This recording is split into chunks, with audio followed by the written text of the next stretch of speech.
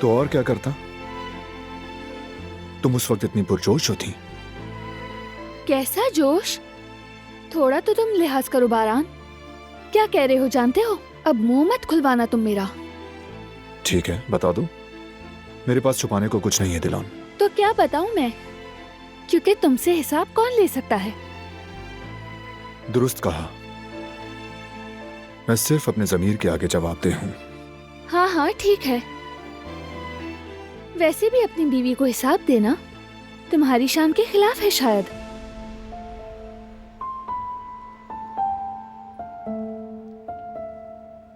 अगर उस वक्त गलत फहमी की वजह से तलाक हो जाती, अगर हम वाकई में अलग हो जाते, तो फिर क्या होता?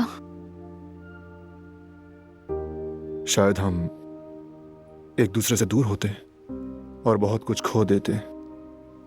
उफ, ये सोचकर तो दिल दहल गया। अगर हम एक दूसरे से अलग हो जाते तो क्या दोबारा कभी मिल पाते? कैसी जिंदगी होती हमारी बारान।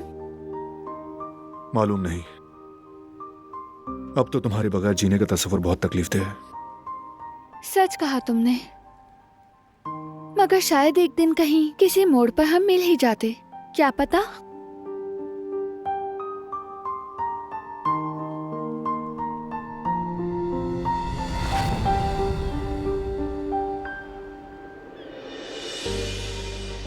जरा सोचो, हम अलग हो चुके हैं और मैं हायर स्टडीज के लिए मुल्क से बाहर चली गई हूँ। यानी तुम मुझसे जुदा हो चुकी हो। ये सोचकर ही दिल में आग सी लग जाती है। रुको जरा, अभी तो शुरू ही किया है। मैं तो बस तसव्वुर कर रही हूँ। रुक गया, ठीक है। चलो आगे बताओ फिर। जवेरिया भाभी का बेबी हुआ तो मैं फौरन वापस आ गई सेलिब्रेट करने। मतलब सिर्फ अपनी भतीजी को देखने आई हो? नहीं, सिर्फ उसे नहीं। असल में तो मैं तुम्हें देखना चाहती हूँ। 1.5 साल जो गुजर गया तुम्हें देखे, बहुत मिस किया मैंने। इसीलिए जैसे ही मैं वापस आई, मेरे कदम खुद ब खुद उस साहिल की तरफ बढ़ गए जहाँ हम पहली बार गए थे। शायद तुम्हें देख लो इसी उम्मीद में।